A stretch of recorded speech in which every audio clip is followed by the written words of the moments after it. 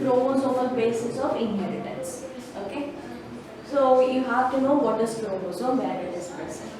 எல்லாருக்குமே ஞாபகம் இருக்கும் plant cell இல்ல animal cell. செல்லுக்குள்ள நியூக்ளியஸ் இருக்கும், நியூக்ளியஸ்க்குள்ள குரோமோசோம் இருக்கும். குரோமோசோம் எதால மேடா இருக்குன்னு பார்த்தோம்னா DNA மேல மேடா இருக்கு. ஓகேவா? ஸோ அதை பற்றி தான் நம்ம பார்க்க போகிறோம். இன்ஹெரிட்டன்ஸ் அப்படின்னா ஒரு ஜென்ரேஷன்லேருந்து பேரண்ட் ஜென்ரேஷன்லேருந்து ஆஃப் ஸ்ப்ரிங் ஜென்ரேஷனுக்கு ட்ரான்ஸ்ஃபர் ஆகிற கேரக்டர்ஸ், அதை தான் நம்ம என்ன சொல்கிறோம், இன்ஹெரிட்டன்ஸ் அப்படின்னு சொல்கிறோம். பரம்பரையாக ஹெரிடிட்டி அப்படியே ஒரு ஜென்ரேஷன்லேருந்து இன்னொரு ஜென்ரேஷனுக்கு அது ட்ரான்ஸ்ஃபர் ஆகிறது தான், ஜீன்ஸ் ட்ரான்ஸ்ஃபர் ஆகிறது அதுதான்.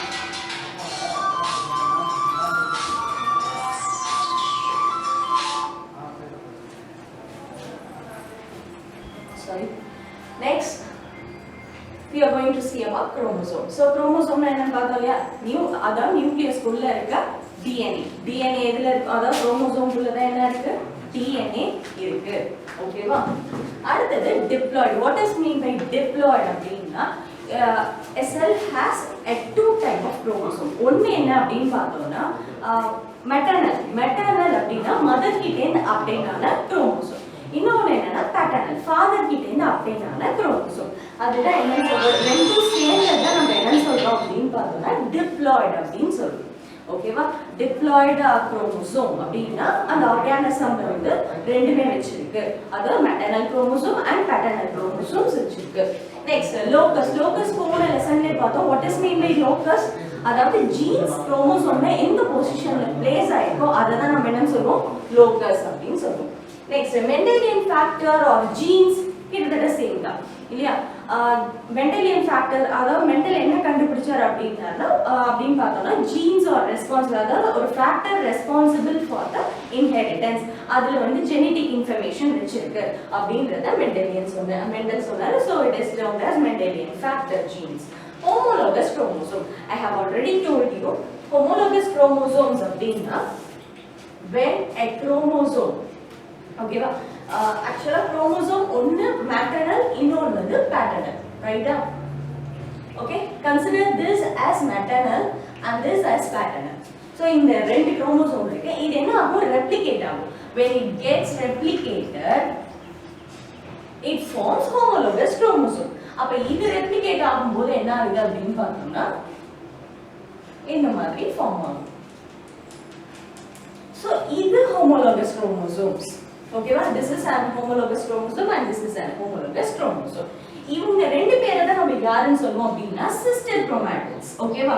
these two are sister chromatids, these two are sister chromatids. புரிஞ்சுதா? ஏன்னா இந்த வார்த்தை திரும்ப ரிப்பீட் ஆகும். if you don't understand this term it will be little bit difficult for you to understand the further topics. okay, so இதுதான் sister chromatids. sister chromatids தெரியுதா?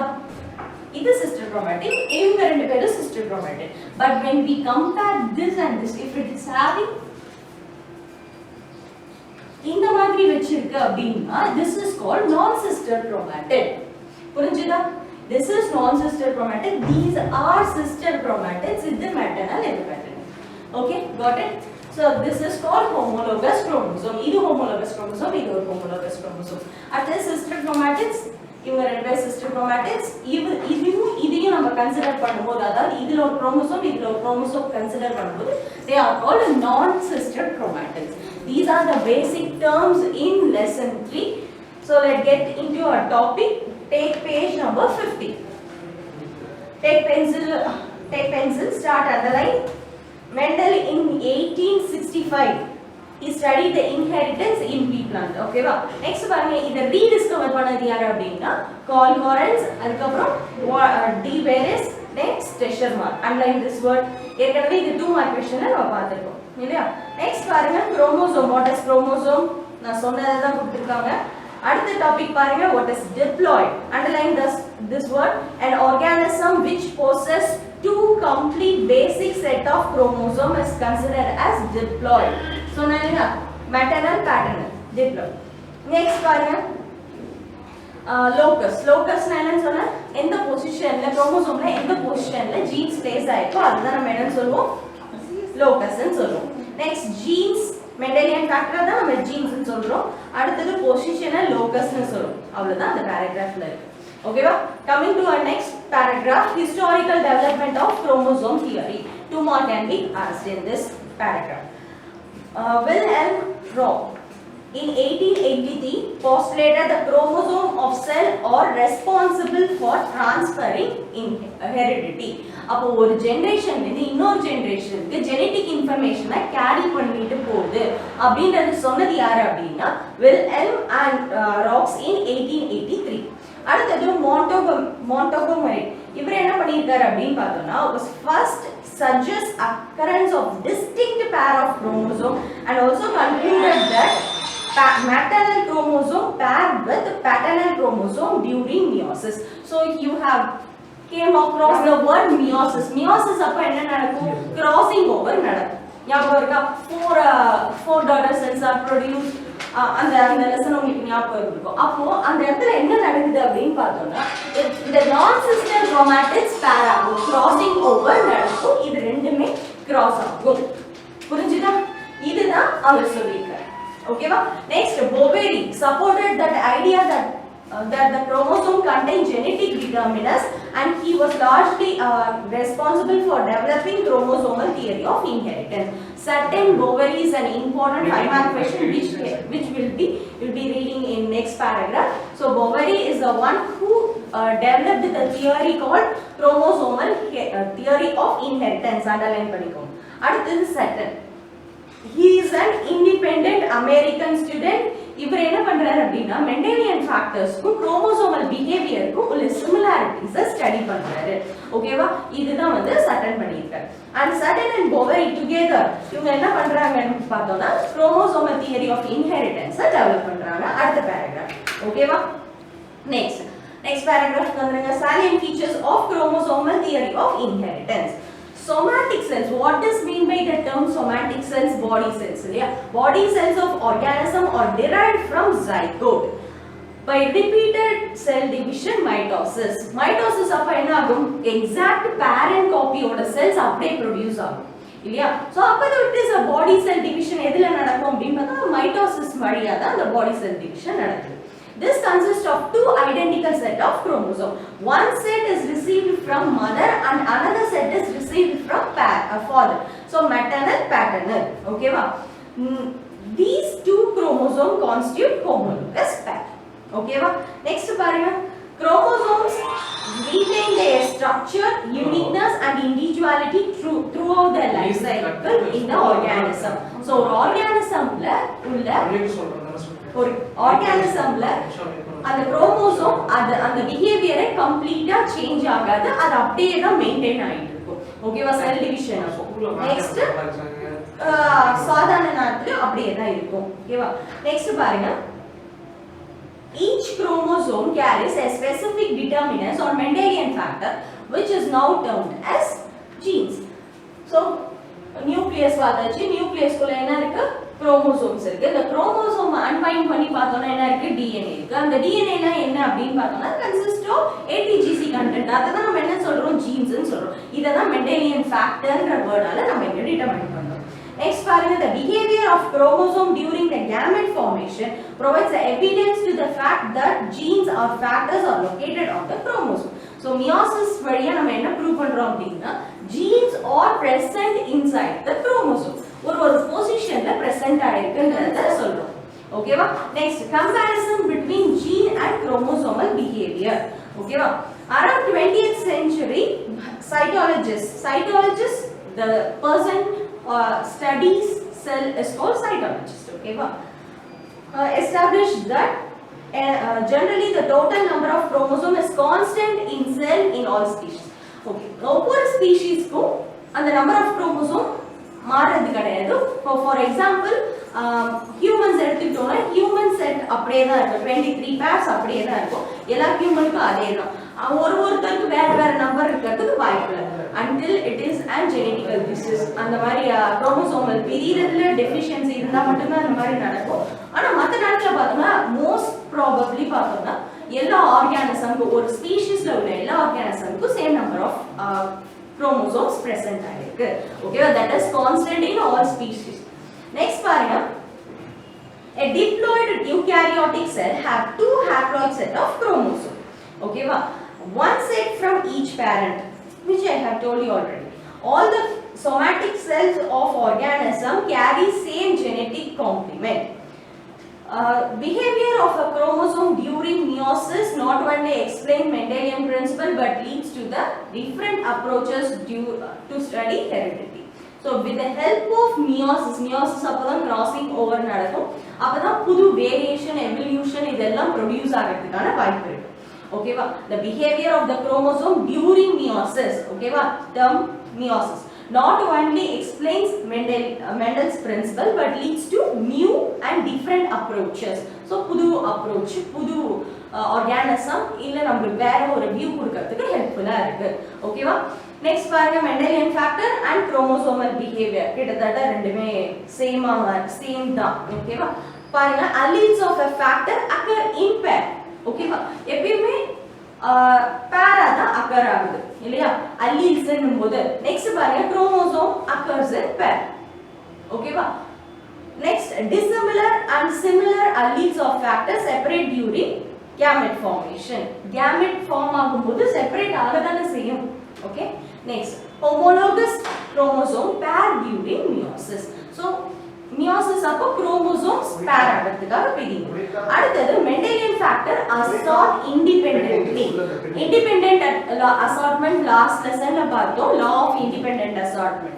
ஞாபகம் இருக்கு இல்லையா? சோ அத தான் திரும்ப சொல்லிருக்காங்க. Next, a pair of chromosome can separate independently during meiosis. இல்லையா? But இங்க chromosome பத்தி பேசுறோம். But the linked genes in the same chromosome normally do not assort independently. So independent assortmentல ஒன்னு இன்னொரு டிபெண்ட் பண்ணி இருக்காது, அது தானாவே தனித்தனியா பிரிய ஆரம்பிக்குது. அது law of independent assortment. ஆனா லிங்கேஜ்ன்ற ஒரு புது டாபிக் இப்ப பார்க்க போறோம். லிங்கேஜ் பொறுத்தவரைக்கும் என்ன அப்படின்னா, if the genes or alleles which is attached nearby ரொம்ப க்ளோஸா இருக்கு அப்படின்னா இது பிரியவே பிரியாது, சேர்ந்து தான் எஸ்டாப்லிஷ் ஆகும். ஓகேவா? அந்த ரெண்டு ஜீன்ஸும். அப்ப இங்க இண்டிபெண்டன்ட் அசார்ட்மெண்ட் வரதுக்கு வாய்ப்பு இல்ல. ஓகேவா? இன் லிங்க்டு ஜீன்ஸ். ஓகேவா? அதுதான் அவங்க சொல்றாங்க. we can see it in detail. Okay? அடுத்தது Thomas Hunt Morgan. he received a Nobel Prize in physiology or medicine for his discovery for concerning the role played by the chromosome in heredity. So heredity காக chromosome பத்தி இவர் study பண்ணதுனால இவருக்கு Nobel Prize கொடுத்திருக்காங்க. Next பாருங்க, the organism and number of chromosome is an important one-mark question which can be asked in NEET also. Okay? அடுத்தது fossil gene. What is mean by fossil அப்படின்னா எப்படி சொல்லலாம், ஏதோ ஒரு காலத்துல அது வாழ்ந்திருக்கும், ஆனா இப்போதைக்கு அது வந்து inactive நேச்சர்ல நம்ம கண்டுபிடிச்சிருக்கோம் இல்லையா? ஃபார் எக்ஸாம்பிள் டைனோசர் போன்ஸ் இதெல்லாம் நீங்க பார்த்துருப்பீங்க. ஃபாசில்னு சொல்லுவோம் இல்லையா, படிமம் அப்படின்னு சொல்லுவோம். ஸோ ஃபாசில் ஜீனும் கிட்டத்தட்ட அதே மாதிரி தான். It was once active years ago. ஓகேவா? பல நூற்றாண்டுக்கு முன்னாடி அது வந்து ஆக்டிவா இருந்திருக்கும். But now it is inactive and it cannot produce that protein. அது present ஆயிருந்தது அப்படின்னா that is called fossil genes. ஓகேவா? See the paragraph. Some of the junk DNA. Okay, junk DNA does not produce protein. ஓகேவா? Protein production பெருசா இருக்காது. அதுக்கப்புறம் பார்த்தோம்னா உள்ள வந்து அதால ஆக்டிவாகவும் இருக்க முடியாது, புரோட்டீனும் ப்ரொடியூஸ் ஆகாது. அதான் junk DNA is made up of pseudo genes, fake genes. The sequence present in that was once working gene. ஒரு காலத்துல ஒர்க் பண்ணிட்டு இருந்தது, but now they have lost their ability to make protein. So ஞாபகம் இருக்கா உங்களுக்கு? Transcription translation பத்தி பேசியிருக்கோம். Transcription of DNA is converted into mRNA. mRNA is converted into protein. Okay va? Appo protein production is a primary process. Okay va? Appo inga protein produce ஆகலனா இது எதுமே தேவையில்லை இல்லையா? அதுதான். Okay? They tell the story of evolution through fossil deposits. எப்பவுமே நமக்கு கிடைச்ச fossil வச்சு நம்ம என்ன பண்ணுவோம் அப்படினா ancestor studies, phylogenetic studies, அதுக்கு முன்னாடி எப்படி எல்லாம் இருந்தது, எப்படி எல்லாம் evolve ஆச்சு அப்படின்றத தான் பார்த்துப்போம். With the help of fossil genes we are studying the seed. Okay? Next, coming to the topic linkage. So மேலே ஒரு பேராகிராஃப் ஃபுல்லாக கொடுத்துருக்காங்க பாருங்க. அந்த பேராகிராஃப்ல என்ன சொல்லியிருக்காங்க அப்படின்னா, சே நம்பர் ஆஃப் குரோமோசோம் பிரசன்ட் ஆயிருக்கும், இண்டிபெண்டன்ட் அசார்ட்மெண்ட்னா என்ன, மெண்டலியன் கேரக்டர்ல எப்படியெல்லாம் பிரிஞ்சுது, இதே பேராகிராஃப் இஸ் ரிப்பீட்டட். ஓகேவா? அங்க இருந்து திரும்ப ஒரு தடவை ஒரு ரீகால் கொடுத்துருக்காங்க. The actual paragraph starts from one such case ன்னு ஆரம்பிக்குது பாருங்க. அதுல இருந்தா நம்ம linkage பத்தி பார்க்க போறோம். சரியா? Next, one such case was reported in Sweet Pea by William Bateson and Reginald Punnett in 1906 ல கண்டுபிடிச்சிருக்காங்க. So நான் already சொன்ன மாதிரி linkageனா என்ன அப்படின்னா, see the diagram in page number 52. First பாருங்க, linked genesனா ஒரு குரோமோசோம்ல பக்கத்துலயே ரொம்ப க்ளோஸாவே ஜீன்ஸ் வந்து பிரசன்ட் ஆயிடும். ஓகேவா? இது லிங்க்டு ஜீன்ஸ். ஓகே, இது வந்து பிரியறதுக்கு வாய்ப்பு இல்லை, ஏன்னா ரொம்ப க்ளோஸா இருக்கிறதுனால இது சேர்ந்து இந்த பார்ட்ஸ்ல இந்த குரோமோசோம் இன்னொரு எக்ஸ்சேஞ்ச் ஆகிறதுக்கு நடக்கிறதுக்கு வாய்ப்பு இருக்கு. So they are called linked genes. ஓகேவா? If another allele is present far above from another allele, it is termed as unlinked gene. ஓகேவா? பக்கத்துல இருந்தா linked, தூரமா இருந்தா unlinked. ஓகேவா? If it is present in another chromosome, இப்படி present இருந்தாலும் இது என்னன்னு சொல்லுவோம்னா unlinked gene தான் சொல்லுவோம். ஓகேவா? See the picture carefully. சரி, இப்போ என்ன சொல்றாங்க அப்படின்னா, we can see linkage.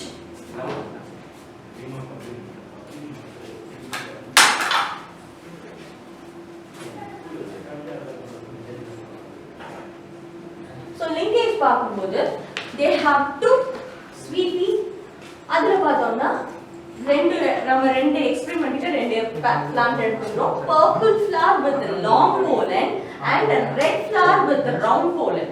ஓகேவா? சோ ஃபர்ஸ்ட் நம்ம சிஸ்டைட் பார்க்கலாம், அதாவது கப்ளிங் கான்ஃபிகரேஷன்ல பார்க்கலாம். இதுல பார்த்தோம்னா ஃபர்ஸ்ட் நம்ம என்ன எடுக்கிறோம் அப்படின்னா, ரெண்டுமே dominant allele. Okay, see here capital P and small l. So capital P and capital L is present in a chromosome. ஓகேவா? ஆனா இந்த பக்கம் பாருங்க, ரெண்டுமே ரிசெசிவா இருக்கு. ஓகேவா? இப்ப கேமெட்ஸ் பிரியும்போது என்ன ஆகும்? capital P capital L, small p small l. இத கொஞ்சம் நல்லா கவனிச்சுக்கோங்க. ஓகேவா? சோ இது ரெண்டுமே சேரும்போது நம்ம எப்படி கிடைக்கும், நமக்கு கேமெட்ஸ் பார்த்தோம்னா capital P capital L and small p small l கிடைக்கும். எப்பவுமே டாமினன்ட் கேரக்டர் தான் எக்ஸ்பிரஸ் ஆகும். அப்ப இங்க டாமினன்ட் யாரு?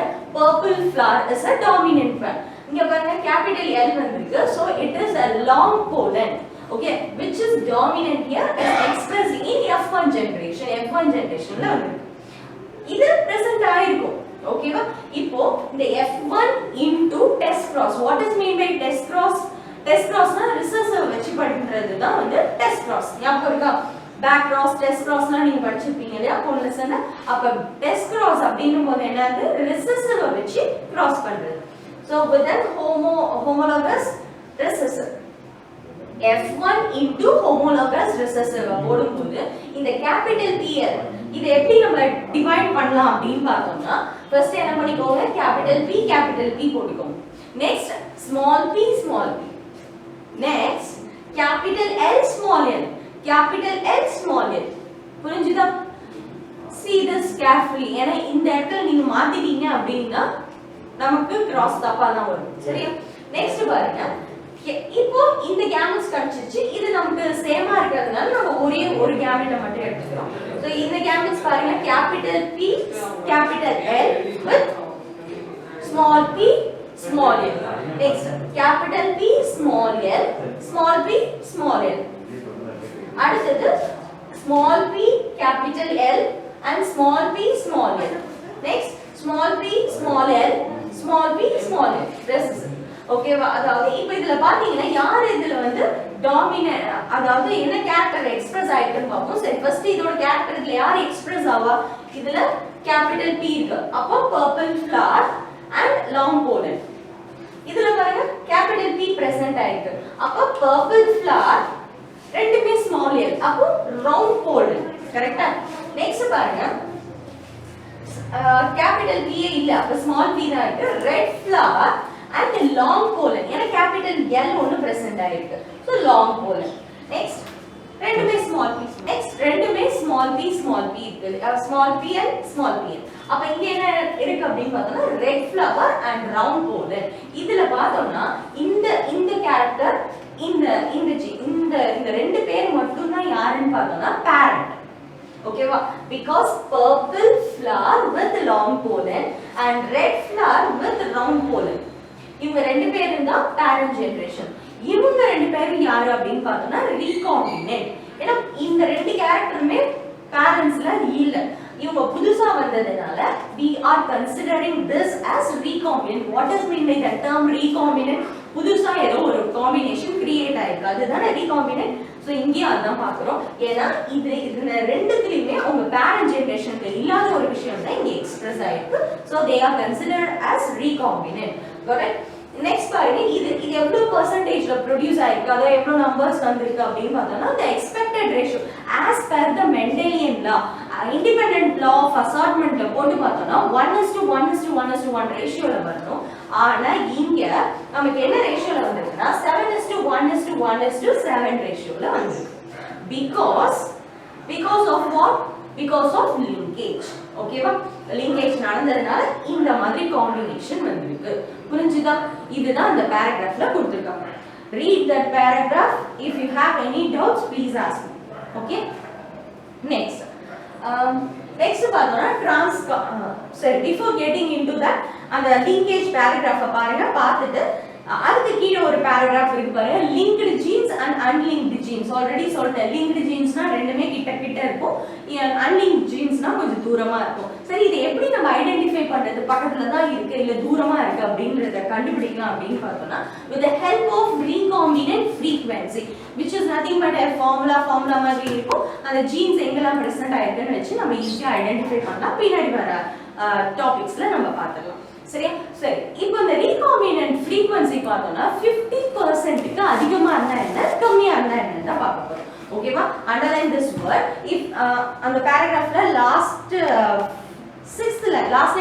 line பாருங்க if the recombinant frequency is more than 50% the two genes show unlinked when the recombinant frequency is less than 50% it shows linked அப்ப கம்மியா இருந்தா லிங்க் அதிகமா இருந்தா அன்லிங்க் ஓகேவா closely located genes show strong linkage when genes with widely located show weak linkage ஏன்னா பக்கத்துல இருந்ததுனால crossing over அப்போ பிரியும்போது சேர்ந்தே பிரிஞ்சிடும் அப்போ வந்து frequency combination பார்த்தோம்னா கம்மியா இருக்கும் ஓகேவா ஆனா இங்க பார்த்தோம் அப்படின்னா when the closely located genes have strong linkage ஏன்னா கிட்ட இருக்கு அதுவே கொஞ்சம் தள்ளி இருந்தது அப்படினா வீக்கா இருக்கும் linkage சரியா next coupling reaction பார்த்துட்டோம் ஓகேவா coupling or cis configuration இதுதான் coupling or cis configuration next பாருங்க trans configuration பார்த்தலாம் so trans configuration கிட்டத்தட்ட நம்ம என்ன பார்த்தோமோ அதே மாதிரி தான்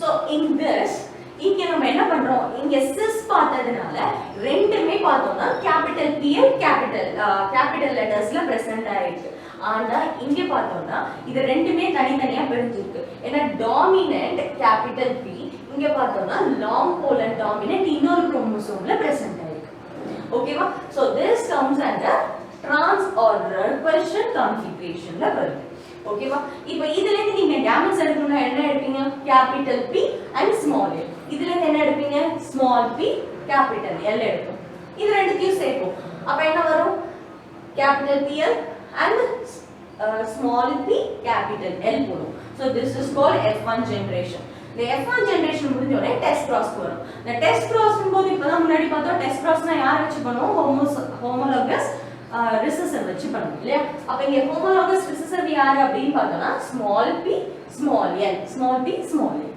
got it இப்போ வந்து F1 நம்ம எழுதியாச்சு இதுவும் முன்னாடி பார்த்த மாதிரி அதே மாதிரி தான் பிரிக்கிறோம் எப்படி பிரிக்கணும்னு சொன்னா ஃபர்ஸ்ட் capital P போட்டுக்கோங்க next capital P போடுங்க next small p ஓகே அடுத்து capital L capital L புரிஞ்சுதா? இந்த மாதிரி நம்ம போன லெசன்ல பார்த்திருக்க மாட்டோம், இப்போ நம்ம பார்க்கறோம். ஓகேவா? நெக்ஸ்ட் இது ரெண்டுத்தையும் சேர்க்க போறோம். இப்போ சேர்க்கும்போது here you have to see this one. இங்க இருக்கிறதும் next this one. So இத கிராஸ் பண்ணும்போது என்ன ஆகுது அப்படினு பார்த்தோம்னா capital PL plus இங்க capital P small l. next இந்த காம்பினேஷன் இது வந்துரும். அடுத்து சேம் காம்பினேஷன் இந்த இடம் வந்துரும். நெக்ஸ்ட் இதுக்கு பதிலா கேபிடல் L வருது. நெக்ஸ்ட் பார்த்தோம்னா ரெசசிவ் டைப் வருது. இது எதனால நடக்குது அப்படினு பார்த்தோம்னா because of linkage. the linkageனால தான் இந்த மாதிரி நடக்குது. ஓகேவா? அப்போ இதோட phenotypic character சொல்லுங்க பார்க்கலாம். அப்ப கேபிடல் P இங்கேயும் கேபிடல் P இருக்கு, இங்கேயும் கேபிடல் P இருக்கு. so it will be definitely a purple color. இதுல கேபிடல் L வந்துருச்சு long. next பார்த்தோம்னா capital P and small pl, right? அடுத்து பாருங்க small p capital L with small p capital L. ஓகேவா? next பாருங்க small pl. so இதுல இருந்து என்ன கொடுக்கலாம்? purple with round. அடுத்து red with long. next red with round. இதுல the first to last பார்த்தோம் இல்லையா? இந்த first to last தான் என்ன அப்படினு பார்த்தோம்னா recombinant. அங்க the middle character தான் recombinant. இங்க ஏன் இவங்க recombinant-ஆ இருக்காங்க அப்படினா because we have chosen purple flower with round pollen. so here we have chosen a red flower with long pollen. இவங்க ரெண்டு பேருமே பார்த்தோம்னா இப்போ வந்திருக்க கேரக்டர்ஸ்ல பாருங்க ரெண்டு பேருமே purple long இங்க ஒண்ணுமே இல்ல இல்லையா? அப்ப இவங்க தான் recombinant. next purple round இருக்கு, next red long இருக்கு, last one பாருங்க red round இருக்கு. red round இல்ல. so they comes under recombinant. அப்ப ரேஷியோ என்ன கிடைக்குது அப்படினு பார்த்தோம்னா 6:44:44:6, which is nothing but 1:7:7:1 ரேஷியோல கிடைக்குது. ஆனா expected ratio என்ன? 1:1:1:1. ஓகேவா? next we are going to see about kinds of linkage. okay, T.H. Morgan found two types of linkage. so இவர் என்ன பண்றாரு? two types of linkage பார்க்கறாரு. sorry, before getting into this topic, see coupling repulsion theory. okay, two dominant allele or recessive allele occur in same homologous chromosome. ஓகேவா? recessive இல்ல dominant ஒரே குரோமோசோம்ல occur ஆயிடும், which tend to inherit together into the same gamete and called coupling or cis configuration. so ரெண்டுமே gamete ஆகி என்ன ஆகுது? உள்ள inherit ஆகுது. if the dominant, next point பாருங்க, if dominant or recessive are produced or present on two different chromosomes, but homologous chromosomes they inherit apart from into different gametes called repulsion or transconfiguration. புரிஞ்சுதா? so இது ரெண்டும் ஒரே இதுல இருக்கு, இது different type. இதுதான் first சொன்னேன். ஓகேவா? இப்போ பாருங்க kinds of linkage பாருங்க. T.H. Morgan found two types of linkage. so என்னென்ன linkage பார்த்தோம்னா ஒன்னு complete linkage, இன்னொன்னு incomplete linkage. okay, based on the new combination, recombination இருக்கா இல்லையான்னு வெச்சு தான் நம்ம வந்து complete linkage ஆ incomplete linkage ஆ பார்க்கறோம். complete linkage, if chance of separation of two linked genes is not possible, those genes always remain together, only parent combination are observed. the linked genes are located very close together on the same chromosome. such genes do not exhibit crossing over. this phenomenon is called complete linkage. நம்ம already லிங்கேஜ்ல பார்த்தோம், ரெண்டுமே பக்கத்துல இருக்கும், ரெண்டுமே independent assortment அப்போ பிரியாது, இதெல்லாம் பார்த்தோம். ஞாபகம் இருக்கா? இதே விஷயம் தான் திரும்ப ரிப்பீட் ஆயிருக்கு. ஓகேவா? the linked genes are located very close together on the same chromosome. such genes do not exhibit crossing over. இங்க இருந்து பாதி பிரிஞ்சு அந்த பாதிக்கு இங்க பாதி வரதுக்கு வாய்ப்பு இல்லை. அப்ப இவங்கள தான் யாருன்னு சொல்றோம் complete linkage ன்னு சொல்றோம் okay it is rare but it is reported in male Drosophila okay one more question C.B. Bridges in 1919 discovered the crossing over is completely absent in some species of male Drosophila. So, the first in the rare case கண்டுபிடிச்சது யார் அப்படின்னு பார்த்தோம்னா Bridges in male Drosophila. He has identified that there is no complete crossing over. So, crossing over நடக்கல some male Drosophila அப்படின்றத கண்டுபிடிச்சிருக்காரு. ஓகேவா? Next incomplete linkage. If two linked genes are sufficiently apart, okay. So இப்போ அந்த linked genes தான் ஆனா இங்க present ஆயிருக்குனா ரெண்டுமே கொஞ்சம் தள்ளி present ஆயிருக்கு. ஓகேவா? அப்ப இங்க என்ன நடக்கும் அப்படினு பார்த்தலாம். Here the chances are more for crossing over. Crossing over ஓரளவு நடக்கிறதுக்கு வாய்ப்பு இருக்கு. ஓகேவா? The chance of separation or possible as a result. அப்ப என்ன ஆகும்? crossing over நடந்தாலே புது வேரியேஷன் வரதுக்கு வாய்ப்பு இருக்குன்னு சொல்லிப்போம் மியோசிஸ் அப்ப என்ன நடக்கும் வேரியேஷன் வரும் புது ஆர்கானிசம் ஃபார்ம் ஆகும்ல அப்ப crossing over நடந்ததுன்னா புது ஆர்கானிசம் வரதுக்கு வாய்ப்பு இருக்கு as a result parental and non parental combination அதாவது recombinant parentல இல்லாத ஒரு character வரதுக்கு வாய்ப்பு இருக்கு ஓகேவா the linked genes exhibit some crossing over and this phenomena is called incomplete linkage. This was observed in males and was reported by Hutchinson. Okay. Next, linkage group. The group or linearly arranged linked genes on a chromosome are called linkage group. Any species, the number of linkage group correspond to the number of haploid set of chromosome. So here. இது எல்லாமே linear ஃபேஷன்ல arrange ஆயிருக்கு ஓகேவா பக்கத்துல அப்படியே straight line மாதிரி okay பக்கத்துல arrange ஆயிருக்கு in a linear fashion next இதுல வந்து haploid number of chromosome பொறுத்து தான் இந்த number of linkage depend ஆகும் ஓகேவா நெக்ஸ்ட் பாருங்க organism name of the organism Mucor linkage எத்தனை இருக்கு 2 Drosophila 4 Sweet pea 7 Neurospora 7 and maize 10 one more question சரியா So what is the difference between linkage and crossing over அப்படினா crossing over அப்ப என்ன ஆகும் இதுல ஒரு பாதி பார்ட் அந்த பக்கம் போகும் இதுல இருக்க பாதி இந்த பக்கம் வந்து ஜாயின் ஆகும் ஞாபகம் இருக்கா போன வருஷம் மியோசிஸ்னு ஒரு 5 மார்க் क्वेश्चन படிச்சிருப்பீங்க அதுல உங்களுக்கு ஞாபகம் அந்த டயகிராம் கூட யோசிச்சுப்பாங்க ஆனா லிங்கேஜ்ல என்ன நடக்கும் ரெண்டுமே லிங்க் ஆயிருக்கு ஆனா இன்கம்ப்ளீட் லிங்கேஜ்ல மட்டும் தான் அந்த பாதி போறதுக்கு வாய்ப்பு இருக்கு ஆனா இதுல கம்ப்ளீட் லிங்கேஜ்ல அதுக்கும் வாய்ப்பே கிடையாது ஓகேவா so see the paragraph linkage and crossing over are the two process having an opposite effect